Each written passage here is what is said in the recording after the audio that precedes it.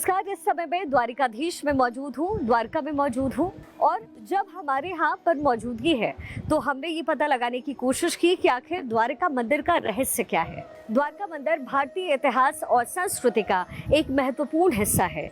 ये भगवान श्री कृष्ण को समर्पित एक प्राचीन और पवित्र मंदिर है। ये गुजरात के द्वारका शहर में स्थित है और हिंदू धर्म में इसका विशेष महत्व है। इस मंदिर से जुड़े कई रहस्य और किंवदंतियां हैं जो इसे और भी ज्यादा आकर्षक और भव्य बना देती है। एक समय में द्वारका एक समृद्ध और शक्तिशाली नगर हुआ करता था और इसे भगवान श्री कृष्ण की राजधानी कहते थे। आइए द्वारका मंदिर से जुड़े वे कुछ रहस्यों के बारे में आपको बताते हैं। भगवान श्री कृष्ण से जुड़ा हुआ जो इतिहास है उसकी चर्चा बहुत होती है। द्वारका मंदिर का सबसे बड़ा रहस्य ये है कि ये भगवान श्री कृष्ण से जुड़ा हुआ है। पुराणों के मुताबिक भगवान श्री कृष्ण ने महाभारत के युद्ध के बाद द्वारका नगर को बसाया। ये नगर समुद्र के किनारे स्थित था और इसे भगवान श्री कृष्ण की राजधानी के रूप में स्थापित किया गया। द्वारका में स्थित श्री कृष्ण का ये जो मंदिर है एक प्रमुख तीर्थ स्थल है जहाँ हर साल लाखों श्रद्धालु दर्शन करने आते हैं।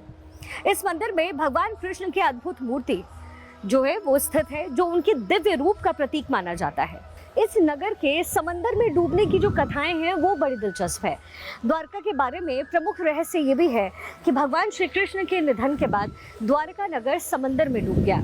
महाभारत के बाद जब भगवान श्री कृष्ण ने अपना अवतार समाप्त किया तो द्वारका का नगर इसी समंदर में समाहित हो गया।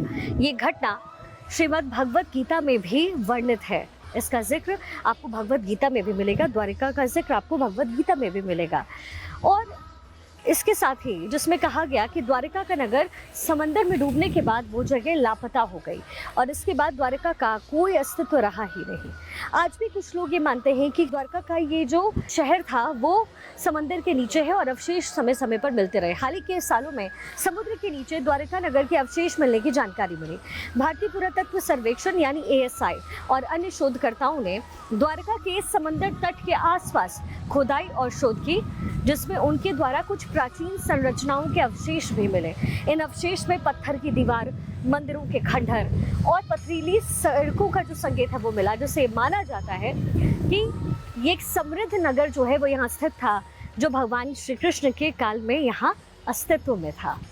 इससे जो जुड़ा हुआ रहस्य है, ये मंदिर जो है वो प्राचीन है, जो भगवान कृष्ण के एक रूप के लिए पूजा गया। मंदिर के आंतरिक भाग में भगवान कृष्ण की मूर्ति स्थापित है जो मोरपंख और पीतांबर पहने हुए नजर आती है। मंदिर की संरचना और वास्तुकला उस समय की शिल्प कला और निर्माण शैली को दर्शाता है। कुछ लोग इसे भगवान श्री कृष्ण द्वारा स्थापित मंदिर कहते हैं, जबकि अन्य इसे बाद के काल में बनाया हुआ मंदिर मानते हैं। माना जाता है कि एक नक्षत्रीय तरीके से बनाया गया है। द्वारका के बारे में ये कहते हैं कि नक्षत्रीय यानी एस्ट्रोनॉमिकल स्थान है। विशेष रूप से ये जो स्थान है वो ज्योतिषीय दृष्टिकोण से महत्वपूर्ण है, क्योंकि इसमें स्थित मंदिर और नगर का ग्रहों के साथ विशिष्ट संबंध है। कुछ लोग कहते हैं कि द्वारका का स्थान विशेष रूप से गणना की दृष्टि से महत्वपूर्ण था और यहाँ के निवासियों का जो जीवन है वो ज्योतिषीय और खगोलीय प्रभाव से नियंत्रित होता था। मंदिर के ऐतिहासिक और जो है धार्मिक महत्व है, द्वारका मंदिर का धार्मिक महत्व बहुत ज़्यादा है और ये 4 धाम यात्रा में से एक प्रमुख धाम माना जाता है। श्री कृष्ण के भक्तों के लिए द्वारका मंदिर एक अत्यंत पवित्र स्थल के रूप में पूजा जाता है। मंदिर के दर्शन करने से भक्तों को मोक्ष और आत्म शांति मिलती है, ये विश्वास किया जाता है।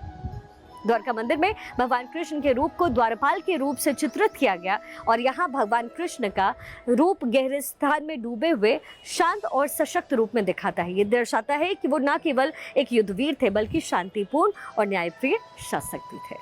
द्वारका मंदिर न केवल एक धार्मिक स्थल है बल्कि ये इतिहास, पुरातत्व और संस्कृति का अनमोल धरोहर भी है। इससे जुड़ी जो है कई कथाएं हैं। समुद्र में डूब जाने की घटना और वहां पाए गए अवशेष इस स्थल को और भी ज्यादा रहस्यमय बनाते हैं।